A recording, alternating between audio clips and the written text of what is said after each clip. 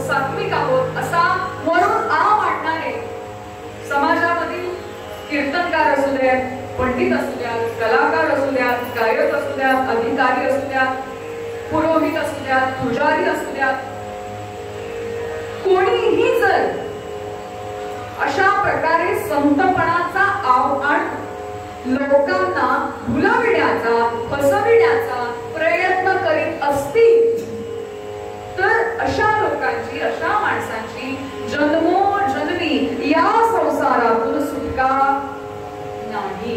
उलट काय होईल? पाडीले दुःखाचे सागरी वाहवले भवपुरी. या दुःखमय सागरामध्ये ते वाहवले जातात आणि अंती नाशाकडेच जातात.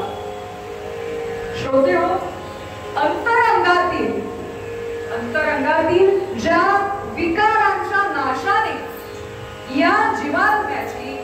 या संसारातून सुटका होते, मुक्तता होते, त्या कामादी विकारांचा या बंधूंच्या मनामध्ये अंतर्भाव झालेला दिसतो.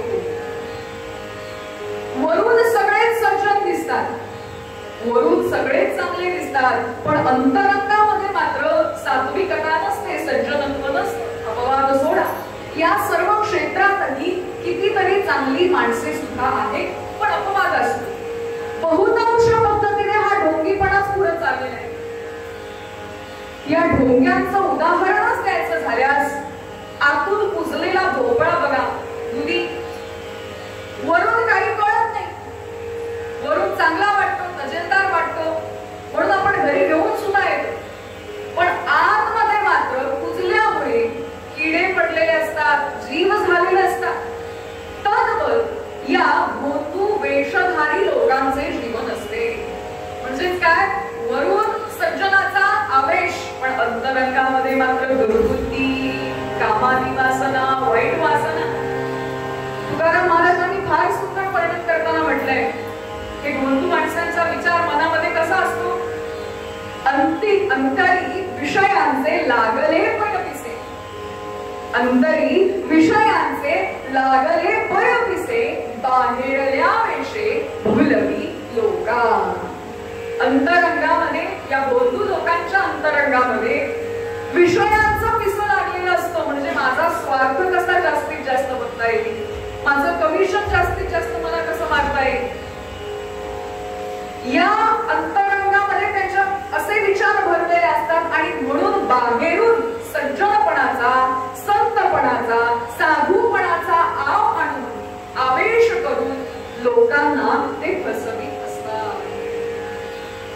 श्रोते हो, संतपणाचा आव आणणारे खूप आहे. भगवी वस्त्रे, चांगले कपडे, टिळा लावला, माळा घातल्या, सोवळे नेसला, कुपडे घातले, म्हणून कुणीही देवाचा भक्त होऊ शकत नाही. त्याकरता मनामध्ये भगवंताबद्दल प्रीती, त्याच्याबद्दल विश्वास हे असलं पाहिजे. भगवंताबद्दल शुद्ध भाव पाहिजे, त्याच्या प्रति भक्ती पाहिजे, मनामध्ये त्याच्याविषयी श्रद्धा पाहिजे, तर तो भक्त होऊ शकतो. नाहीतर हे भोंदूगिरी, फसवेगिरी, स्वतः भक्त असे म्हणविणारे जगामध्ये आज खूप माणसं आहेत. श्रोते, आपण सुद्धा पाहतो देवस्थान कमिटीचे व्यवस्थापक असणारे, पुजारी असणारे, चांगल्या कार्यामध्ये सहभाग घेणारे, कीर्तनकार असणारे, आरती करणारे, भजन करणारे, अशा या सर्व पुण्यक्षेत्रात वावरणारे किती लोक आज प्रामाणिकपणे देवाला आवडेल असं कार्य करतात. अपवाद सोडा, कितीतरी चांगलेही आहेत, पण वाईट कृतीचे, वाईट विचारांचे प्रमाण जास्त. आणि याला कारण दोन कारणे. एक म्हणजे अज्ञान आणि दुसरं संगती, वाईट संगती. म्हणून माणसाने अशी संगती धरावी. कशी संगती धरावी? आजचे पद्यकार आपल्याला सांगतात, असा साधू संग घडो मजलारी, हेची मागत असे उजळार. माणसाने अशी संत संगती धरावी, चांगल्या विचारांची संगती धरावी. समर्थ रामदास स्वामी आपल्याला याबद्दल मार्गदर्शन करताना म्हणतायत, उत्तम संगती धरावी, उत्तम संगती धरावी, आपली आपण चिंता करावी, अंतरी बरी विवरावी, अंतरी बरी विवरावी, बुद्धी जाणत्याची.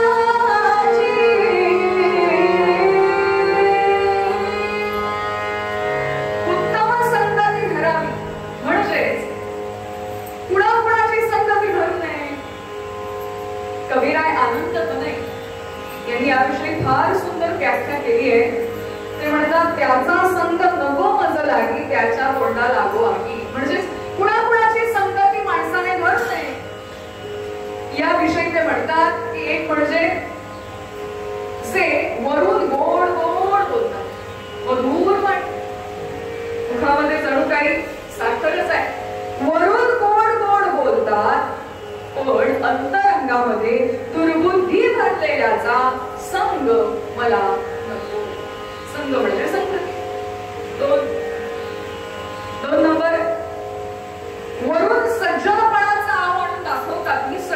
सात्विक आहे असं वरून दाखवतात, पण कर्म करताना, कृती करताना जारण मारण वशीकरण करतात, अशांचा संग मला नको. जे भजन कीर्तनामध्ये आम्ही रमलो, आरतीमध्ये आम्ही रमलो असे नुसते दाखवितात, दर्शवितात, पण इतर वेळेत मात्र वाईट व्यसनांमध्ये, मनोरंजनामध्ये, टाइमपास, गजाली, गोष्टी, या सगळ्या गोष्टींमध्ये जे रममाण झालेले असतात, खरी भक्ती ज्यांच्या मनामध्ये नसते, कविराय म्हणतात अशांचाही संग मला नको. जे मंदिरात येतात, मंदिरामध्ये सगळेजण येतो की नाही आपण, पण जे मंदिरात येतात आणि नुसते महाप्रसाद जेवण घरी जातात, पण मंदिरात समजा एखादा सत्संग चालू आहे, एखादा कीर्तनाचा कार्यक्रम चालू आहे, कथेचा कार्यक्रम चालू आहे, कुणाचं तरी व्याख्यान आहे, प्रवचन आहे, नामस्मरण होत आहे, स्तोत्र पठण होत असेल, अशामध्ये किंवा भजनाचा कार्यक्रम चालू असेल, अशामध्ये जे बसायला तयार नाही किंवा ज्यांना तिथे बसायला वेळ नाही, नुसतं यायचं, दर्शन घ्यायचं, महाप्रसाद जेवायचा आणि घरी जायचं, अशी वागणारी जी माणसं आहेत, कविराय म्हणतात अशांचाही संग मला नको. मला सत्संगच घडावा, म्हणजे चांगलाच विचारांचा, चांगल्याच माणसांचा संग घडावा, जेणेकरून माझे हे संपूर्ण जीवन सुखी, समाधानी आणि आनंदी, यशस्वी होऊ शकते. म्हणून असा साधू संग घडो मजलाही, हे जी मागत असे तुझा. आता संगती एवढी का महत्वाची आहे? आपण कधी एवढा विचार करतो की आपण कोणाच्या संगतीमध्ये आहोत, आपलं मित्र परिवार कसं आहे, आपल्या कुटुंबातील माणसांचे विचार कसे आहेत, कधी विचार करतो का आपल्या आजूबाजूचं वातावरण कोणत्या संगतीमध्ये रममाण होत आहे? ही संगती, याला काय एवढं महत्व दिलंय, ज्यावर सगळ्यांनी उपदेश केलेला आहे. समर्थ रामदास स्वामी सुद्धा तेच म्हणतात, उत्तम संगती धरावी. का असं सांगितलंय बरं? एक छोटासा दृष्टांत ऐकूया. एका राजाजवळ 2 पोपट घेऊन पोपट टिक्या आला होता. राजाने ते दोन्ही पोपट पिंजऱ्यासकट विकत घेतले आणि एक पोपट एका सद्गृहस्थाकडे दिला आणि दुसरा पोपट विचारांनी वाईट असलेला माणूस, त्याच्या मनामध्ये दुसऱ्याबद्दल द्वेष, कोणाबद्दल आदर नाही, अशा माणसाच्या घरी दुसरा पोपट जाऊन पोहोचला. बराच काळ निघून गेला. एक 5-6 महिन्यानंतर राजाला आठवण झाली की मी 2 असे पोपट घेतले होते, 2 गृहस्थांकडे ते आता आहेत, आपण जरा जाऊन बघावं कसे आहेत ते, काय चाललंय, काही शिकले का, काय चाललंय. म्हणून राजा गेला. तो पहिला गेला, तो कुविचारी माणसाच्या घरी गेला, ज्याचे विचार चांगले नव्हते, दुर्बुद्धी भरलेले असे विचार त्याच्या घरामध्ये वा आचरणामध्ये असायचे, अशा माणसाच्या घरी गेला. राजा दरवाजाबरोबर आल्याबरोबर त्या पोपट दारातच बांधला होता, त्या पोपटाने राजाला शिव्या द्यायला सुरुवात केली. ते ऐकल्याबरोबर राजाला अतिशय राग आला.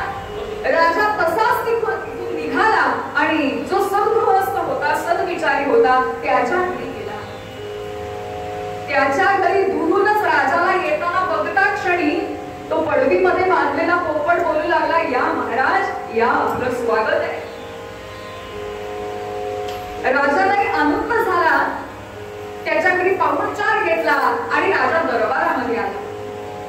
दरबारामध्ये आल्यानंतर राजाने या दोन्ही गृहस्थांना आपापल्या पोपटांना घेऊन राजा दरबारामध्ये बोलवलं आणि सगळ्यांसमोर ज्या पोपटाने राजाला शिव्या दिल्या होत्या, ज्या दुर्विचारी घरामध्ये तो पोपट राहत होता, त्या पोपटाला मृत्यूदंडाची शिक्षा सुनावली सगळ्यांसमोर.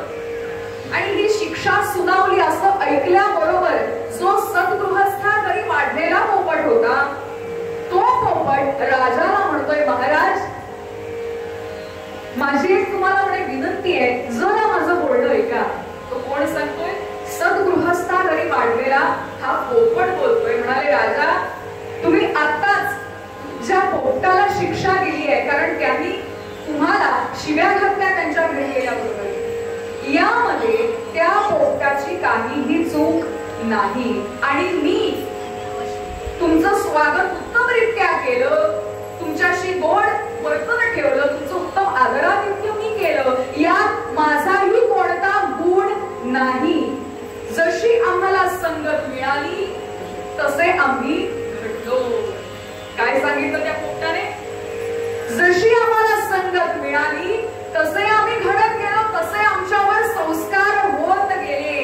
श्रोते हो, आज सुद्धा आपण जर ज्याचं धर्मावर प्रेम आहे, जो देश कार्य करतोय, समाज हित ज्याच्या नसानसात भरलेला आहे, परोपकार जो करतो, एकमेकांना मदत करतो, आई वडिलांचा मान राखतो, आपल्या कुटुंबातली एकता त्याने टिकवलेली आहे, सद्विचार ज्याचे आहेत, आचार गुण उत्तम आहेत, अशा माणसाच्या जर संगतीमध्ये आपण राहिलो तर निश्चित आपलीही प्रगती होऊ शकते. हा संगतीचा परिणाम आहे.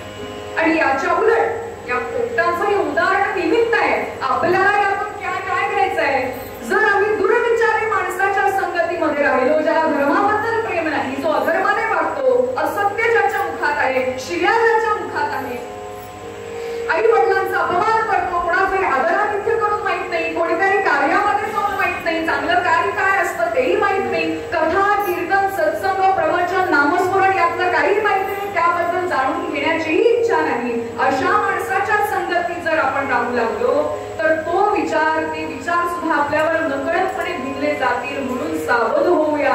जशी माणसाची संगती तशी त्याची प्रगती नकळतपणे घडत असते, नकळतपणे होत असतात हे संस्कार. म्हणून मुद्दाम आवर्जून संत आपल्याला जागे करू पाहतायत, सावध करू पाहतायत. समर्थ रामदास सुद्धा तेच म्हणतायत, उत्तम संगती धरावी आपली आपण चिंता.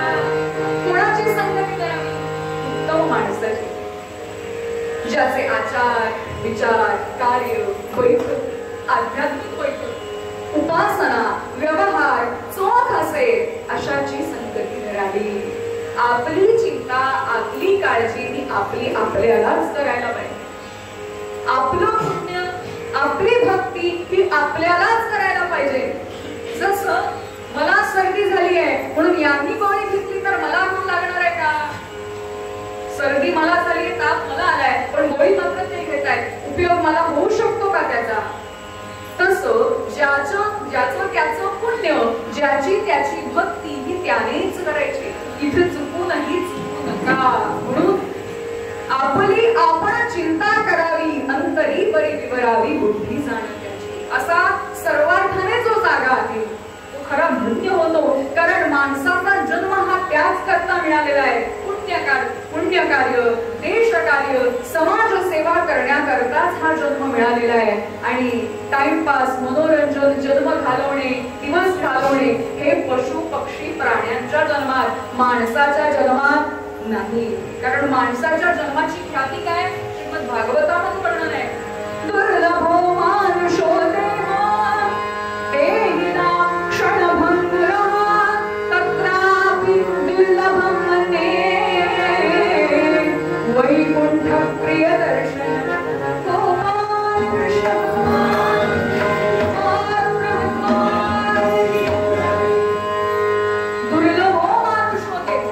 माणसाचा जन्म कसा आहे? अतिशय दुर्लभ आहे, दुर्मिळ आहे. बरं तोही कसा आहे? देहिनाम क्षणभंगुर, अतिशय क्षणभंगुर असं हे माणसाचं जीवन. असं एका थोर लेखकांनी म्हटले की माणसाचं जीवन म्हणजे पाण्याचा बुडबुडा आहे, बुडबुडा.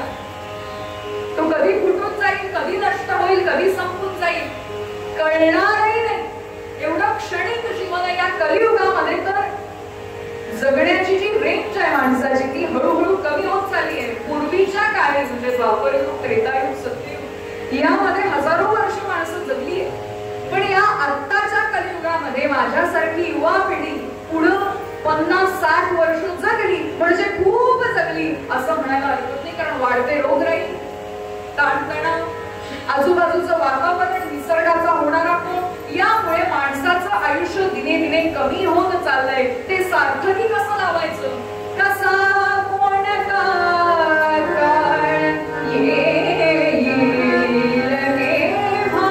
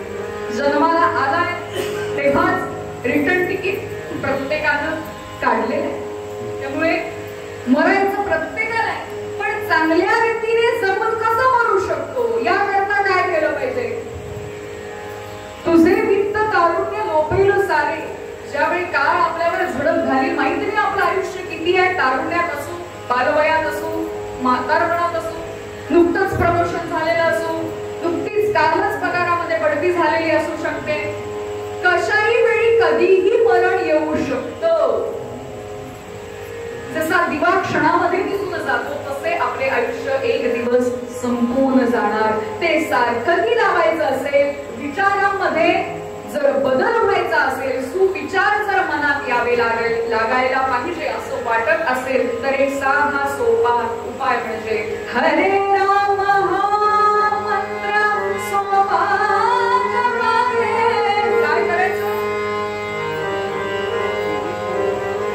साधा सोपा उपाय सांगितलाय, हरे राम हा मंत्र सोपा जपा रे. देवाचं स्मरण कोणतेही देवाचं असेल ना, तुमचं जे आराध्य दैवत आहे, राम असेल, कृष्ण असेल, दत्त असेल, हनुमंत असेल, त्या भगवंताचं स्मरण, त्याची आठवण नेहमी हृदयामध्ये ठेवत चला, मुखामध्ये त्याचं नाम घेत चला.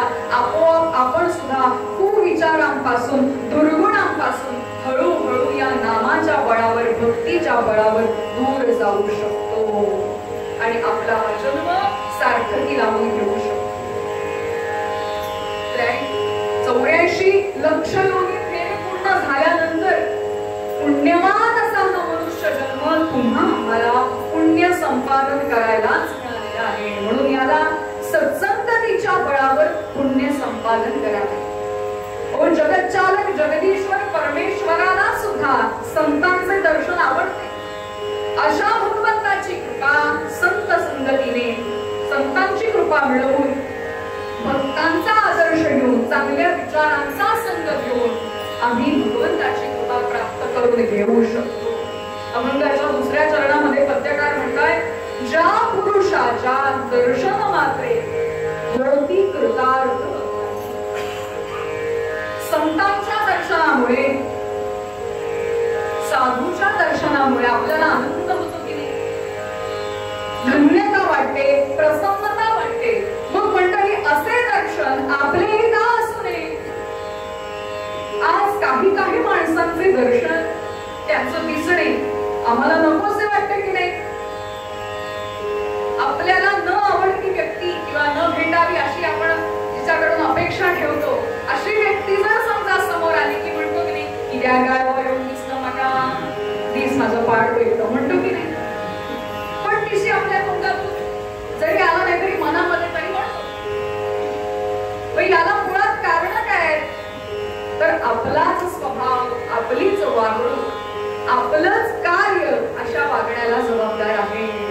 म्हणून असे वागावे, असे कार्य करावे की आपल्या भेटीने, आपल्या दर्शनाने सगळ्यांना आनंद होईल.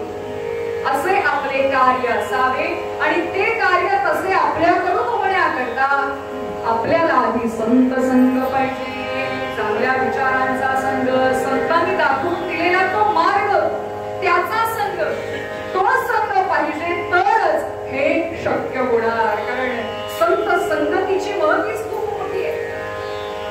अनेक भक्त या संत संगतीने करलेले आहेत. अनेकांना संतांनी मार्ग दाखवला, चांगलं जीवन कसं जगू शकतो, जीवनामध्ये चांगला मार्ग कशा प्रकारे आचरणात आणता येऊ शकतो, जन्माचं ध्येय, जन्माची सार्थकता आपण कशा प्रकारे लावू शकतो, या सर्वांबद्दलचं उत्तर जर आपल्याला पाहिजे असेल तर संतांची चरित्रे अभ्यासूया. एकदा तरी संतांचं चरित्र वाचूया, त्याच्यातून आपल्याला मार्ग मिळेल. चांगले विचार ऐकावे. आज कितीतरी ही सोशल मीडियाच्या माध्यमातून दुरुपयोग फार होतोय, पण चांगल्या करता वापर घेण्याकरता खूप गोष्टी आहेत. कित्येक चांगले प्रवचनकार आहेत, कीर्तनकार आहेत, मार्गदर्शनकार आहेत, व्याख्यान चांगली देणारी व्यक्ती आहेत. ते सतत ऐकत राहावे, जेणेकरून आपल्या मनातील दुर्बुद्धी, अहंकार, काम, क्रोध, लोभ हे दुर्विचार, दुर्गुण जे आहेत ते हळूहळू या चांगल्या विचारांच्या प्रभावामुळे ते हळूहळू बाजूला सरायला लागतील. याच्या जोडीला भगवंताची भक्तीही आपल्याला करायची. म्हणून देवाला आवडेल असं वागूया, चांगल्या विचारांचा, भक्तीचा, नामाचा संग जोपासूया, एकमेकांना मदत करूया, शक्य तितकं दुसऱ्याच्या उपयोगी देशकार्य करणे, समाजकार्य करणे, आपल्या घरातली एकता, कुटुंबामधली एकता, त्यांच्यामधील प्रेमभाव टिकवणे ही काळाची गरज आहे. आणि असं जर आम्ही उत्तमरित्या वागू लागलो तर ते निश्चित देवालाही आवडेल आणि निश्चित त्याची कृपाही आमच्यावर होऊ शकते. म्हणून देवाला आवडेल असं वागूया, माणसं जोडूया, देश जोडूया, देव जोडूया, चांगल्या विचारांचा संग घेऊन भक्तीचा मार्ग स्वीकारून हा परम पवित्र मानव देह सार्थकी लावण्याचा प्रयत्न करूया. मूळ अभंगात पद्यकार ते सांगतात, असा साधू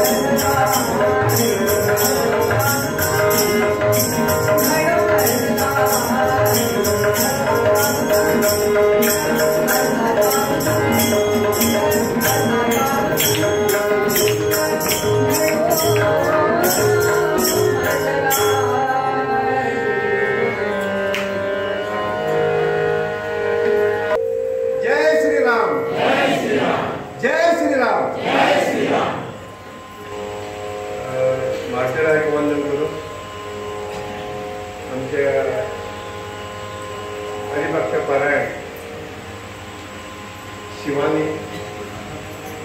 आणि माझ्यासोबत बसलेले सगळे मातेरायक प्रेमी, कीर्तनकार प्रेमी, तुमका माझा पण प्रेमाचा जय सच्चिदानंद. 11 दीस 10 दीस कसे गेले ते आम्ही कशें पळोवना आणि कीर्तन कशें जाले सगळे प्रत्यक्ष आज दोळ्यासमोर दिसता. आज खरी गरज आसा संस्काराची.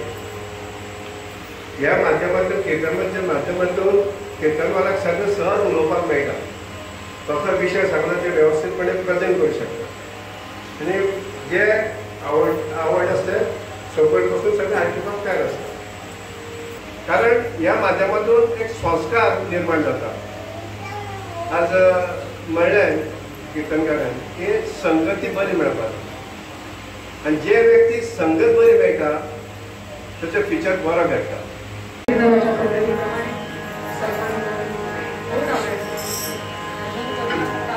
डोळे मिटावे हाताने जोराने टाळी बोटाने मोठ्याने लावून. आज दसऱ्याचा दिवस आहे. सर्वांना दसऱ्याच्या खूप शुभेच्छा. हा सण आपण का साजरा करतो त्याला खूप वेगवेगळी कारणही आहे. एक म्हणजे जे नवरात्रोत्सव आपण साजरा करतो, देवीचा जागर, तिनं 9 दिवस महिषासुराशी युद्ध केलं, दशमीच्या दिवशी विजय मिळवला. तो एक विजयोत्सव. त्याचबरोबर प्रभू रामचंद्रांनी लंकेवर विजय मिळवला, तोही विजय उत्सव म्हणून हा विजयादशमीचा उत्सव आम्ही सगळेजण साजरा करतो. वेगवेगळ्या ठिकाणी पालख्या या निमित्ताने सगळे लोक एकत्र येतात, अशी ही आमच्या उत्सवांची परंपरा. आणि आज ज्या मारुतीरायांच्या दरबारामध्ये आम्ही जमलो आहोत त्याच मारुतीरायांचं थोडा वेळ नाव घेऊया. भागात कथा आणि समाप्ती. राम लक्ष्मण जानकी जय बोलो हनुमान.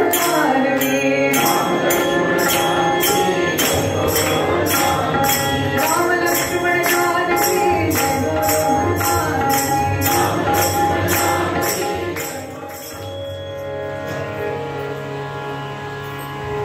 विदर्भ देशाचा राजा कुंडीलपूर या नगरामध्ये राहायचा.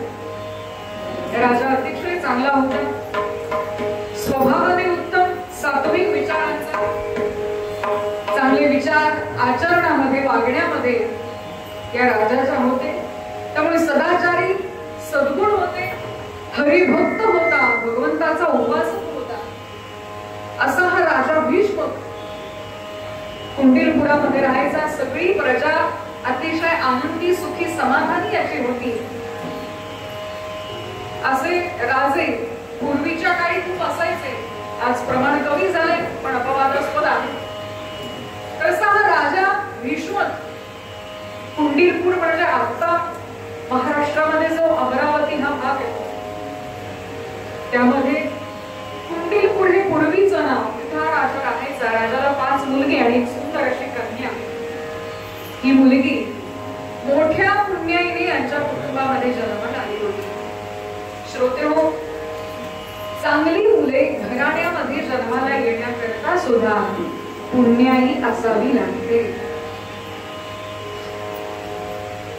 राजा दशरथ आणि कौसल्याच्या पोटी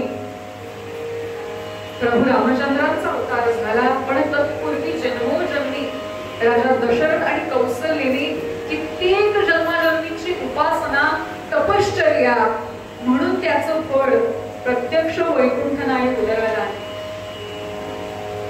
वसुदेव देवकीने सुद्धा मागील खूप जन्मामध्ये तपश्चर्या केली होती. त्या साधनेचं, त्या उपासनेचं पुण्य म्हणून प्रत्यक्ष नारायणाने 8वा अवतार वसुदेव देवकीच्या पोटी घेतला.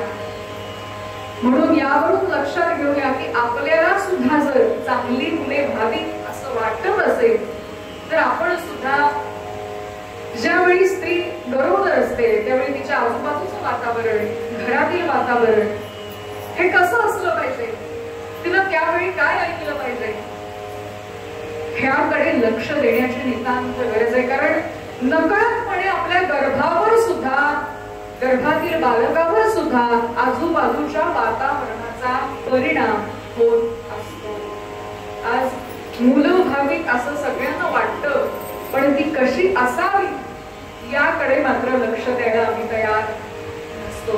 म्हणून त्या दिवसामध्ये, त्या महिन्यामध्ये घरातील वातावरण प्रसन्न असावं, घरामध्ये सत्संग व्हावा, नामस्मरण व्हावं, कथा कीर्तने ऐकली जावी, चांगली पुस्तके वाचावी. याने काय होईल तर मूल संस्कारी घडेल, चांगल्या विचारांचं घडेल. आज जी मुलं भरकटलेल्या दिशेने गेलेली आहेत असं आजूबाजूला एकंदरीत बघितल्यावर दिसून येतं. याला कारण कुठेतरी आज तुमच्या आमच्यामध्ये संस्कार कमी आहे. आई वडिलांनाच मुळात संस्कार नसतील तर ते मुलांना कुठून देणार. म्हणून सगळ्यांना संस्कार मिळण्याचं, चांगले विचार मिळण्याचं उत्तम माध्यम कोणतं असेल तर ते म्हणजे कथा, कीर्तन, सत्संग हे मनापासून श्रवण करणे आणि त्यातील चांगले विचार आचरणात आणण्याचा प्रयत्न करणे हा जवळ आहे. असो, राजाचे 5ही मुलगे एकापेक्षा एक पराक्रमी.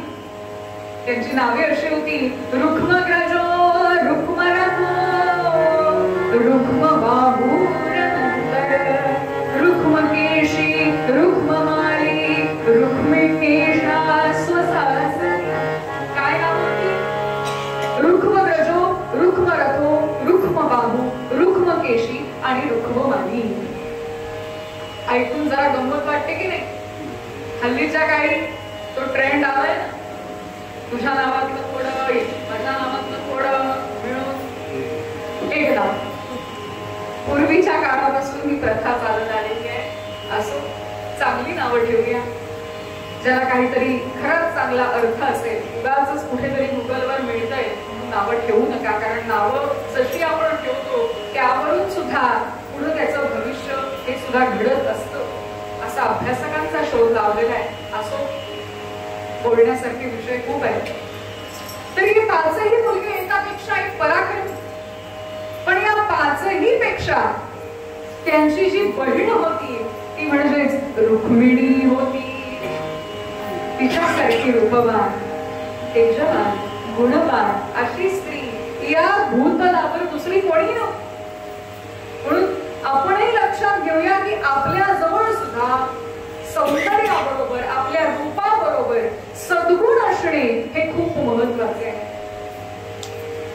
ना एखादा मुलगा किंवा मुलगी दिसायला उत्तम दिसतायत, उच्च शिक्षित आहेत, उच्च पगाराची उच्च ठिकाणी नोकरी आहे, सगळं उत्तम आहे, पण स्वभावाने कुसकी असतील तर,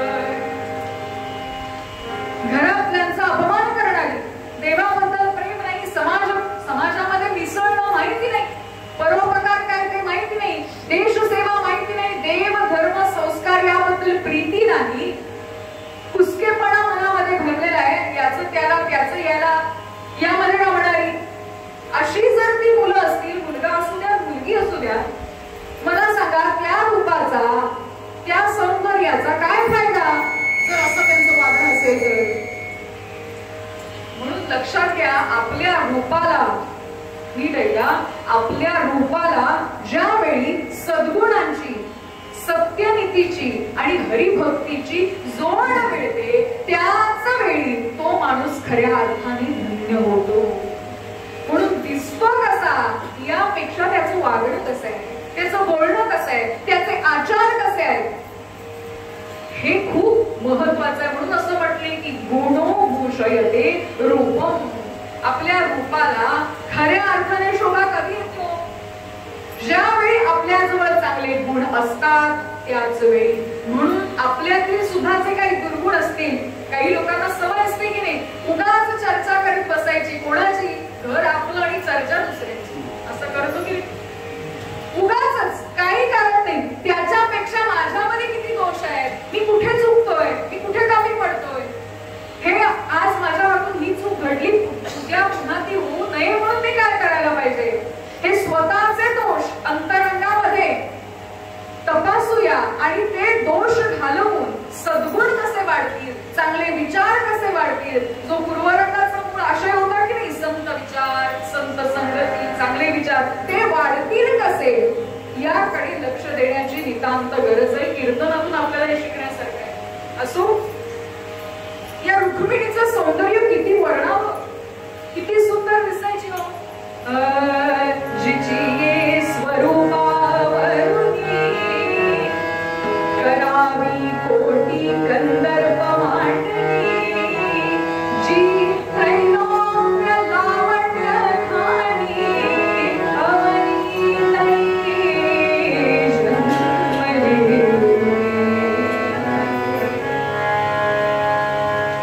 जिची ये स्वरूपावरुनी करावी कोटी कंदर्प मांडणी. इतकी सुंदर, इतकी तेजस्वी, पण नुसतं रूप आहे का? नाही, सद्गुणही आहे. अशी ही रूपवान गुणवान रुक्मिणी या कुंडीलपुरामध्ये जन्माला आली आहे. आणि हा म्हणता दिसा मासाने लहानाची मोठी होत गेली. बघता बघता बघता लग्नाची झाली. काळ पूर्वीचा असल्यामुळे लहान वयामध्ये लग्न व्हायची. आता मुलगी लग्नाची झाली आहे म्हटल्याबरोबर राजाने तिच्या विवाहाकरता प्रयत्न करायला सुरुवात केली. देशोदेशी दूत पाठवले, अनेक राजपुत्रांशी संपर्क साधायला सुरुवात केली आणि अशा प्रकारे लग्नाची तयारी सुरू आहे.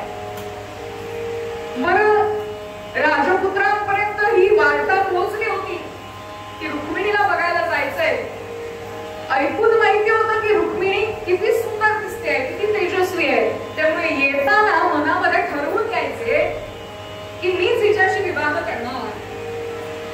राजपुत्र मनामध्ये येताना ठरवून यायचे की मी हिच्याशी विवाह करणार. पण ज्यावेळी रुक्मिणी समोर यायचे, तिला बघायचे, तिचं ते अलौकिक तेज, सौंदर्य, गुण, रूप हे सगळं बघितल्याबरोबर त्यांच्या लक्षात घ्यायचं की हिच्याशी विवाह नाही रे नाही, मी हिचा गडी म्हणून शोभणार.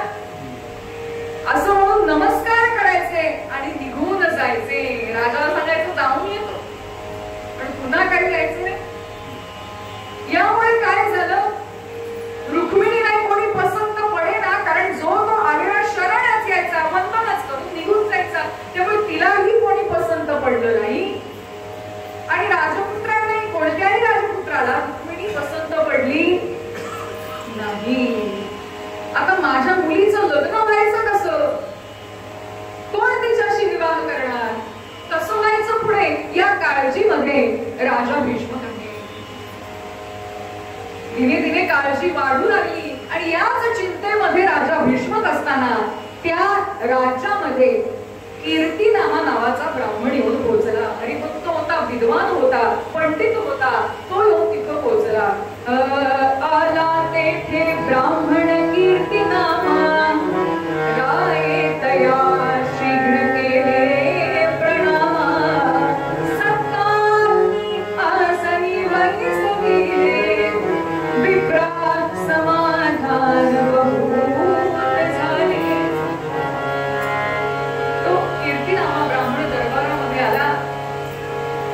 राजाने यथोचितरित्या त्याचे आदरातिथ्य केले.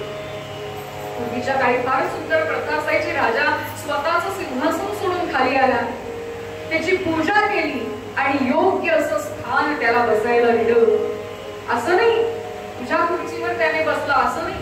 वेगळं स्थान निर्माण करायचं, म्हणजे वेगळी खुर्ची, आत्ताच्या भाषेत सांगायचं झालं तर वेगळी खुर्ची तिथं ठेवून त्याला बसायला मान द्यायचा, अशी पूर्वीची पद्धत. आणि आलेल्या अतिथीचं स्वागत करणे, साधू संतांची पूजा करणे ही आपलीच प्रथा आहे, परंपरा आहे. साधू संत येती घरा पोची दिवाळी दसरा असं म्हणतात. ही परंपरा, ह्या संस्कृतीचं पालन आम्ही सर्वांनी केलं पाहिजे. तर आज आमची सगळ्यांची घरं सगळी बघण्यासारखी असतात, उत्तम उत्कृष्ट, एकापेक्षा एक, दुमजली ती मजली सगळं काही आहे, सगळं आहे. पण घरामध्ये कोणीतरी यावं, 4 लोक आपल्या घरी जेवावे, आपल्या हातून दानधर्म घडावा असं कोणालाही वाटत आज नाही. अपवाद वगळल्यास बाकी सगळे सेट आहे, सोफा सेट आहे, धान्यानं भरलेला साठा आहे, सगळं आहे, पण द्यावं अशी वृत्ती मात्र आज दिसत नाही. अपवाद सोडा, कितीतरी चांगली माणसे आहेत, दानशूर माणसेही आहेत, पण आपल्या हातून दान व्हावं, कारण त्यामध्ये पुण्य आहे. मदत करणं, गरजू माणसाला मदत करणं, भुकेलेल्याला अन्न देणं, आलेल्या अतिथीचं स्वागत करणं, त्याला पोटभर जेवू घालणं, खायला देणं, त्याला संतुष्ट करणं आपली परंपरा आहे, त्यामध्ये पुण्य भरलेलं आहे. ती करण्याचा, ती जोपासण्याचा प्रयत्न आम्ही सर्वांनी मिळून करूया. राजा भीष्म त्याचा लौकिक होता, आलेल्या अतिथीचं उत्तमरित्या आदरातिथ्य करणारा हा राजा. आणि जसा लौकिक तसाच आदरातिथ्य या कीर्तिनामाचं सुद्धा राजा भीष्मकांनी केलंय. आणि विचारलं, आपण कुठून आलात, इकडं कसं काय येणं झालं? त्याबरोबर हा कीर्तिनामा सांगतोय, महाराज, जगाच्या कल्याणात संतांच्या विभूती, भगवंताच्या भक्तीच्या बळावर लोकांची दुःख दूर करणे हेच आमचे कार्य. आणि हे कार्य करता करता विविध ठिकाणी माझी भ्रमंती होत असते, बऱ्याच ठिकाणी माझं येणं जाणं होत असतं. आणि बऱ्याच ठिकाणी बऱ्याच जणांच्या तोंडून मला असं ऐकायला मिळालं की कुंडीलपूरचा राजा भीष्म अतिशय चांगला आहे, त्याचं कार्य उत्तम आहे, देवदेश सर्व धर्म संस्कृतीचं तो पालन करीत आहे, त्याची राज्यामधली सगळी प्रजा अतिशय आनंदी समाधानी जीवन जगत आहे. आणि म्हणून हे राजा, तुझी कीर्ती ऐकून इथे आलो,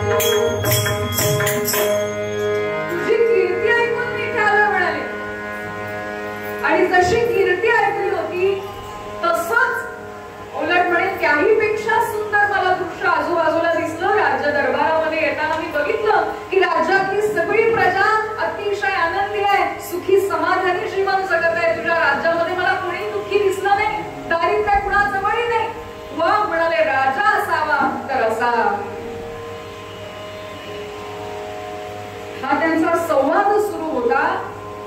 आणि अगदी सहजच बोलता बोलता कीर्तिनामाची नजर राजाच्या मुखकमलावर गेली. आणि त्याला समजून आले, लक्षात आले की राजाला कसली तरी काळजी आहे. चेहऱ्यावरून ओळखले आणि लगेच विचारलं सुद्धा, महाराज आपल्या चेहऱ्यावर मला कसली तरी चिंता दिसते, काळजी दिसते, काय कारण असेल मला सांगा, मी माझ्या परीने प्रयत्न करीन. त्याबरोबर राजा म्हणतोय, तुम्ही बरोबर ओळखलं, मला कसली तरी काळजी आहे. म्हणाले, मी राजा जरी असलो तरी एका मुलीचा मी बाप आहे. रुक्मिणी राजाच्या शेजारीच बसली होती. राजा म्हणतोय, या माझ्या मुलीचं लग्न व्हावं याकरता माझे प्रयत्न सुरू आहेत. आजपर्यंत अनेक राजपुत्र आले आणि गेले, पण माझ्या मुलीला कोणी पसंत केलं नाही आणि तिलाही कोणी पसंत पडलं नाही. त्यामुळे तिचा विवाह कसा होणार, कुणाशी होणार, या चिंतेमध्ये, या काळजीमध्ये म्हणाले मी आहे. आत्ताच तुम्ही परिचय करून देताना म्हणाले सांगितलं. राजा म्हणतोय की तुमची बऱ्याच ठिकाणी भ्रमंती होत असते, बऱ्याच ठिकाणी येणं जाणं होत असतं, सगळीकडे तुम्ही जात असता. मग मला सांगा, या माझ्या मुलीला शोभेल असा एखादा वर तुमच्या बघण्यात असेल तर जरूर सांगा. असं म्हणता क्षणी कीर्ती नावाने रुक्मिणी जवळ बघितले. तिचं ते सौंदर्य, तेज, गुण हे सगळं पाहिलं आणि मनामध्ये म्हणतायत की हिला केवळ द्वारकाधीश गोपाल कृष्णच वर म्हणून शोधतील असं मनात म्हणाले. आणि राजाला सांगतायत, राजा काहीही काळजी करू नकोस, तुझ्या मुली करता वर आहे. म्हणाले आहे, मग सांगा, माझी चिंताच मिटून जाईल. तो कीर्ती नामा भर सभेमध्ये सांगतोय, कोण होता वर? नांदे सांप्रदाय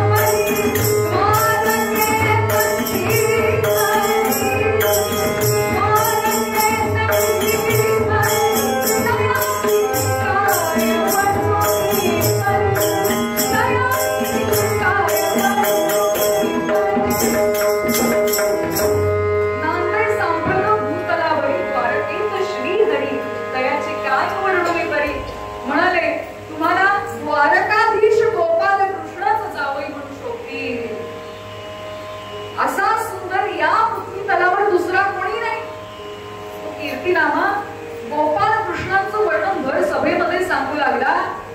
इतका सुंदर आहे, सर्वस्व जाणतो, सर्वज्ञ आहे, सर्वेश्वर आहे, विश्वात्मा आहे. लाखो भाविक भक्त त्याची पूजा करतात, भक्ती करतात. इतका सुंदर आहे, देखणं आहे. अशा प्रकारे संतांनी सुद्धा किती वर्णन केली आहे. राजस सुकुमार मदनाचा पुतळा, चंद्राहुती शीतळ, रविहुती सोज्वळ, हे सगळं काही गुणवर्णन भगवंताचं भर सभेमध्ये कीर्ती नामा करीत असताना सगळ्यांबरोबर रुक्मिणी सुद्धा ते ऐकत होती. आणि काय विचारता, तो परमेश्वराचा महिमा, त्याचं ते गुणवर्णन ऐकता ऐकता ऐकता रुक्मिणी त्याच्याशी कधी एकरूप झाली तिचं तिलाही कळलं नाही. हरी गुण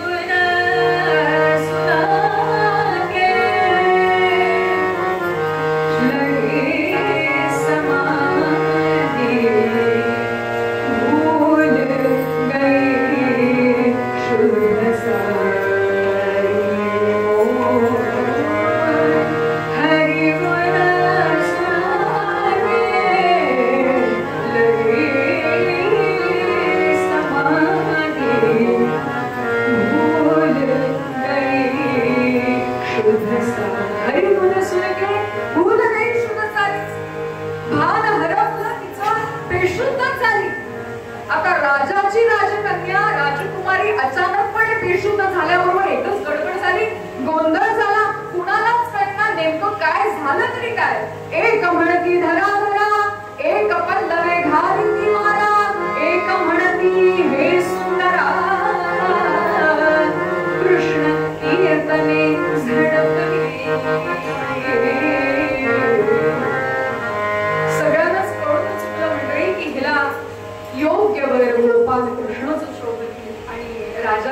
आमचे गगनात मावे ना. त्या आनंदाच्या भरात राजा भीष्मकांनी निर्णय घेतला. म्हणाले येणाऱ्या पहिल्या शुभ मुहूर्तावर रुक्मिणीचे लग्न कृष्णाबरोबर होईल.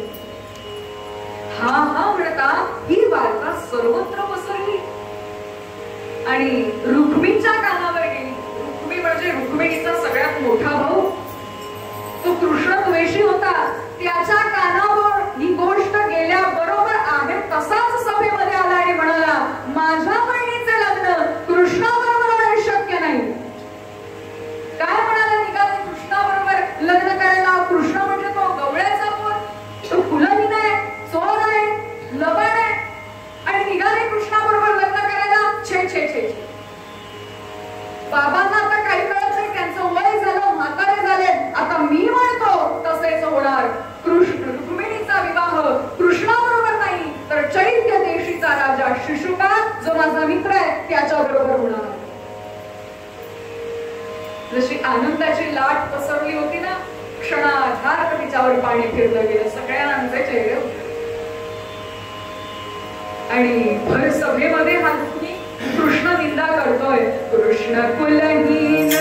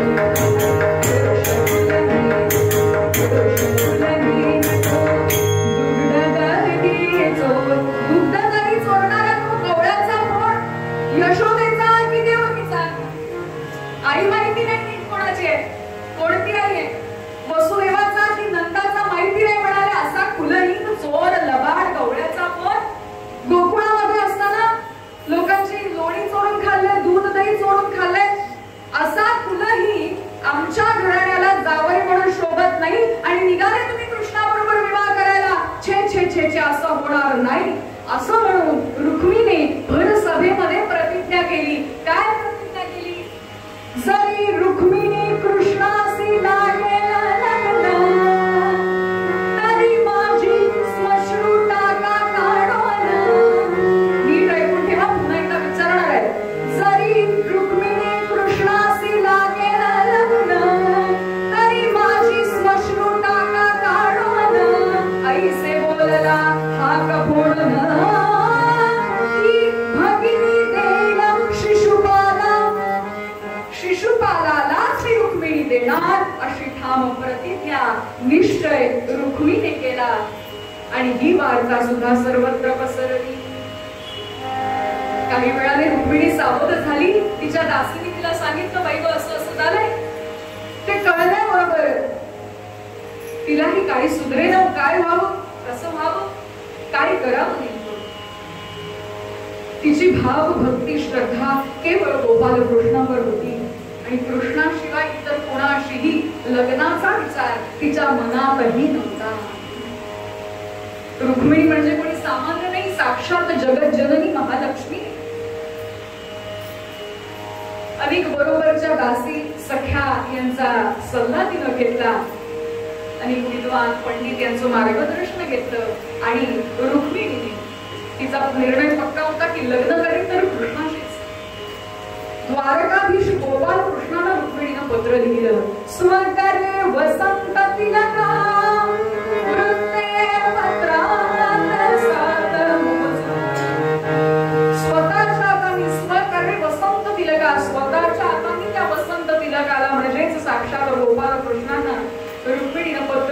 त्यामध्ये म्हणते, हे गोपाल कृष्णा, आपण जगच्चालक आहात, जगदीश्वर आहात, सर्वज्ञ आहात, सर्व काही जाणता. मी माझे तन मन धन पूर्णपणे आपल्याला अर्पण केले. माझा मोठा भाऊ रुक्मिणी आणि माझा विवाह चैत्य देशीचा राजा शिशुपाल याच्याशी निश्चित केलाय, जो मला मान्य नाही, माझ्या वडिलांनाही मान्य नाही. त्यामुळे माझा विवाह आपल्या बरोबरच व्हावा, याकरता आपण लवकरात लवकर यावे आणि माझा स्वीकार करावा. हे गोपाल कृष्णा, आमच्या घराण्याची रीत आहे, पद्धत आहे. लग्नाच्या आधी 2 दिवस आमच्या गावामध्ये जे अंबेचं देऊळ आहे, जगदंबेचं, तिथं मी निवडक दासींसमवेत जगदंबेचा आशीर्वाद घेण्याकरता येणार. त्यावेळी तिथेच आपण माझा स्वीकार करावा असं पत्र लिहिलं आणि पाठवण्याकरता सुदैव नावाचा एक सद्गृहस्थ ब्राह्मण होता, हरिभक्ती करणारा होता. त्याच्याजवळ ही जबाबदारी सोपवली. तो सुद्धा स्वतःला भाग्यवान समजू लागला की त्या निमित्तानं का होईना मला साक्षात भगवान गोपाल कृष्णांचं दर्शन, यासारखं दुसरं तिसरं भाग्य नाही. कथा कीर्तन ऐकायला मिळणे, सत्संगात जायला मिळणे, नामस्मरण करायला मिळणे, चांगल्या कार्यामध्ये सहभाग घ्यायला मिळणे, या सगळ्या पुण्याच्या गोष्टी आहेत. आणि तुम्ही सगळेजण इथे खरंच भाग्यवान की कीर्तन ऐकायला बसला आहात. कीर्तन ऐकणे ही सुद्धा एक भक्ती आहे, हे आज बऱ्याच लोकांना माहिती नाही. श्रवण भक्ती नवविधा भक्तीपैकी प्रथम भक्ती तुम्ही करीत आहात, त्यामुळे खरंच तुम्ही खूप भाग्यवान कीर्तनाला बसले. असो, सुदैवाची स्वारी द्वारका नगरी पर्यंत येऊन पोहोचली. सुंदर अशी ती सुवर्णाची द्वारका दोन्ही भरून पाहिलं, भगवंताच्या महालामध्ये आले आणि गोपाल कृष्णांना बघतच राहिले. योगिया दुर्लभ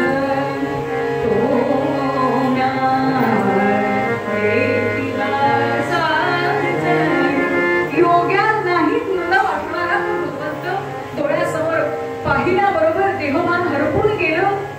मन भरून भगवंताचं दर्शन घेतलं, चरणावर लोटांगण घातलं आणि मग उभा राहिला आणि बंधन करून रुक्मिणीचं पत्र दिलं. भगवंतानी ते वाचलं आणि म्हणाले, रुक्मिणीला जाऊन सांगा तिच्या म्हणण्याप्रमाणे ही लवकरात लवकर तिला नेण्याकरता येत आहे.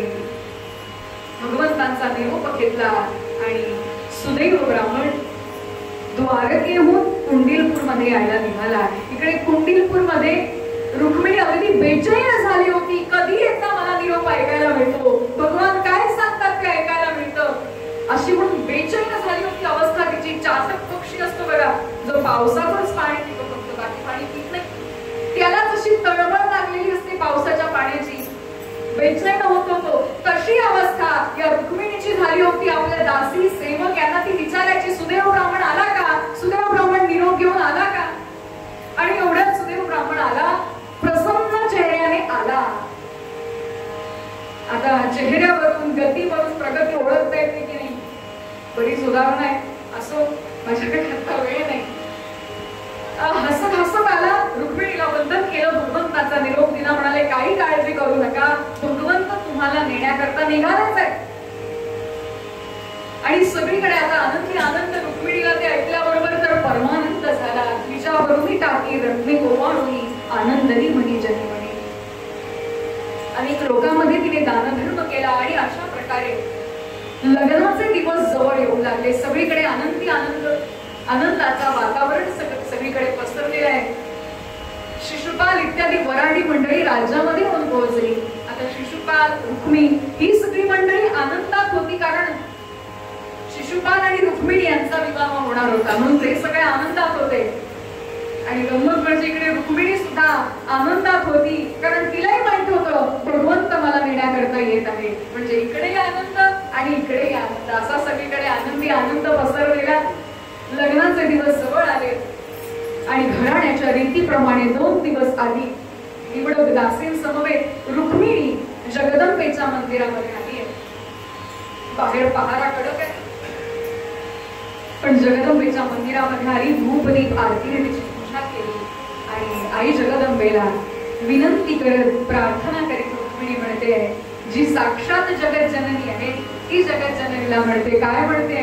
फार सुंदर आहे. ती ऐका. अंबेला नमुनी म्हणे,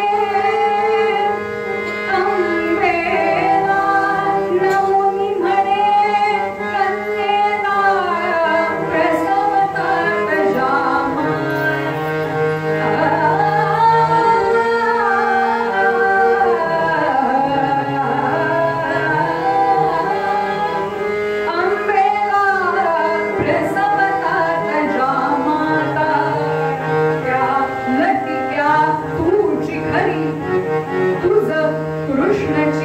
योग्य होय जामाता. मोरोपंतांची आज्ञा काय सुंदर शब्द रचलाय बघा. अंबेला नमुनी म्हणे, कन्येला प्रसवतात जामाता. म्हणजेच व्यावहारिक दृष्ट्या आपण जर विचार केला, जी आई आपल्या मुलीला जन्म देते ती खरी आई त्या जन्मापुरती. पण पुढे जाऊन काय म्हणतात? त्या लटिक्या तूची खरी, त्या या जन्मापुरती आहेत, खोट्या आहेत, तेवढ्या पुरती आहेत. पण आपली आई जी मुलीला जन्म देते ती तेवढ्या पुरती आहे. पण आज या सगळ्या विश्वाची जननी, सगळ्या विश्वाची आई कोण आहेस? तू आहेस. म्हणून हे आई, त्या लटिक्या तूची खरी, तुझ कृष्णाची योग्य होय जामाता. दुसऱ्या ओळीमध्ये जो जामाता शब्द आहे त्याचा अर्थ काय होतो? जावई. जामाता म्हणजे जावई. आणि पहिल्या ओळीमध्ये ज्या माता, ज्या पॉज आणि मग काय सुंदर रचना करून ठेवली आहे. बोलावं तितकं थोडं आहे. असो, आई जगदंबेचरणी प्रार्थना केली, म्हणाली तू सगळं काही जाणतेस, तुला योग्य असा जावई गोपाल कृष्ण शोभे, म्हणून तुझी कृपा दृष्टी आम्हावर ठेव. आई जगदंबेनं सुद्धा आपला कृपा प्रसाद रुक्मिणीच्या अंजळीमध्ये घातला आणि रुक्मिणी आता निघाली मंदिराच्या बाहेर प्रदक्षिणा काढण्याकरता. जी निघाली आहे तो एका कोपऱ्यावर गोपाल कृष्ण येऊन तिची वाटच बघत होते. दोघांची दृष्टी भेट झाली. रुक्मिणी रथाजवळ आली, भगवंतांनी हात दिला, रुक्मिणी रथामध्ये बसली आणि भगवंत सारख्याला म्हणतायत चला द्वारिका. रथ फिरला, त्याबरोबर आकाशामध्ये धुळीचे लोट उडाले आणि नंतर सगळ्यांना कळले की कृष्णाने रुक्मिणीला पळवली. हौसे मुक्तानेनी मग केला कलकलाट काकाची. काय भगवंताची लीला! तोपर्यंत कोणालाही पत्ता नाही. मोत्यांची माळ हौस घेऊन गेला कधीच आणि नंतर सगळे कावळे सैनिक सगळे जागे झाले, राज्यामध्ये निरोप पाठवला, कावकाव करू लागले. काय हौसाची माळ कधीच घेऊन गेलाय मोत्याची माळ हौस. रुक्मिणीला सुद्धा मंडळी कल्पना होती की कृष्ण काहीतरी केल्याशिवाय राहणार नाही. त्यामुळे जसा निरोप मिळाला तसं सैन्य तयार ठेवलं होतं, लगेचच निघाला. कृष्णाबरोबर युद्ध झालंय. द्वारकेहून बलराम दादा येऊन पोहोचले आणि अगदी काही वेळातच रुक्मिणीचा पराभव गोपाल कृष्णांनी केला. त्याला बांधून घातला, त्याला मारणार एवढ्यात जगदंबा पुढे आली. म्हणजे रुक्मिणी म्हणाली, यानं म्हणाली प्रतिज्ञा केली आहे, याला मारू नका. जी प्रतिज्ञा केली आहे ना तसा दंड दे. आता मला सांगा काय प्रतिज्ञा केली होती? सांगितलं होतं की विचारणार जरी रुक्मिणी कृष्णाशी लागेल लग्न, तरी माझी श्मश्रू टाका काढून. यानं म्हणाली प्रतिज्ञा केली आहे त्याप्रमाणे याला शिक्षा द्या आणि सोडून का मारू नका. म्हणाले पुढे चांगलं कार्य व्हायचंय, शुभ कार्य व्हायचंय, आतापासून विघ्न नको. बरं म्हणाले ठीक आहे. गोपाल कृष्णाने लगेच सदुनवाल्याला बोलून घेतला आणि डाव्या बाजूची मिशी, अर्धी मिशी आणि उजव्या बाजूला पाट काढले. म्हणजे आता मुलं स्टाईल म्हणून कट ठेवतात की नाही, इकडून कट, डोळ्याला कट. ते भगवंतांनी रुक्मिणीला केले होते तो विद्रूप दिसावा याकरता. म्हणून आता जर कोणी करत असेल तर सावधान. कारण हे कीर्तन ऐकल्यावर बरेच जण मला चर्चा म्हणजे सांगतील ना तुम्हाला रुक्मिणी सारखा दिसतोय वगैरे. असो, गमतीचा भाग सोडून द्या. थोडक्यात या रुक्मिणीला विद्रूप केला आणि सोडून दिला. तो रुक्मी मोठा मानी होता, पुन्हा कुंडीलपूर मध्ये गेला नाही. त्यानं वेगळं भोजकटक नावाचं राज्य स्थापन केलं आणि तिथे तो पुढे राहिले. असे पूर्वीचे राजे होते. हा आदर्श घेतला पाहिजे. प्रत्येकाकडनं काहीतरी चांगले गुण असतात ते आपण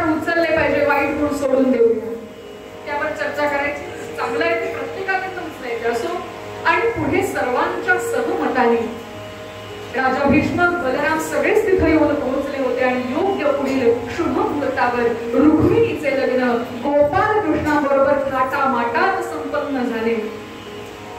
विष्णूला कमला शिवासीजा चंद्राचा शिरोही सिंधूला सत्ता करुसी लंका कृष्णाचा श्री रुक्मिणी.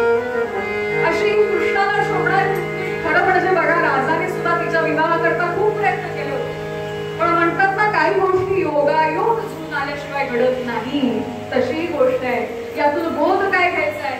रुक्मिणी स्वयंवराची कथा आपण जर मनोभावे श्रवण केली तर आपलं ही वैवाहिक जीवन संसारिक जीवन सुखी आणि आनंदी होऊ शकतं. रुक्मिणीला सुद्धा भगवंताला प्राप्त करून घेण्याकरता अनेक संकटांना तोंड द्यावे लागलं, दुःखे झेलावी लागली. त्यामुळे तिला जर ते चुकत नसेल तर तुम्ही आम्ही सामान्य माणसे आम्हालाही दुःख संकटे चुकणार नाही. या सगळ्यातून जर तारणार काय असेल तर ती संत संगती, चांगले विचार, भक्तीचे विचार ते जर आपण वाढवण्याचा प्रयत्न केला तर किती संकट आली तर ती सुद्धा या पुण्यारीच्या भक्तीच्या बळावर आम्ही दूर करू शकतो, धैर्यानं त्याला सामोरं जाऊ शकतो. म्हणून चांगल्या विचारांचा संग, भक्तीचा संग, परोपकाराचा संग, संत संगतीचा संग तुम्ही आम्ही वाढवण्याचा प्रयत्न करूया.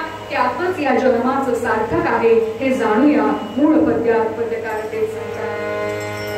मला इथं कीर्तन करण्याची संधी दिल्याबद्दल श्री हनुमान देवस्थानचे सर्व पदाधिकारी, त्याचबरोबर श्री संतोष महानंद नाईक यांचं संपूर्ण कुटुंबीय, त्या सर्वांची मी अत्यंत आभारी आहे. माझ्या या कीर्तनाकरता, कीर्तनामध्ये खऱ्या अर्थाने रंग भरलाय ही दोन मंडळी, दोन्ही चारी बंधू, दोघाही साथीदारांचे मनापासून आभार. त्यांची प्रीची साथ करणारी हरिभक्तीपरायण समीक्षा कोर्टीकर, सर्व साथीदारांचे आभार मानते. मी सर्वजण श्रोते, ग्रामस्थ, भक्त माझी कीर्तन सेवा शांत चित्ताने ऐकून घेतली त्याबद्दल तुम्हा सर्वांचे आभार. सर्वांना प्रेमपूर्वक नमस्कार. काही चुकलं असेल, वेडवाकडं बोलणं झालं असेल तर क्षमा करा. जे काही चांगलं आहे ते हनुमंताचा आशीर्वाद, गुरूंची आणि आई वडिलांची कृपा, झालेली सेवा भगवंताचरणी अर्पण करते.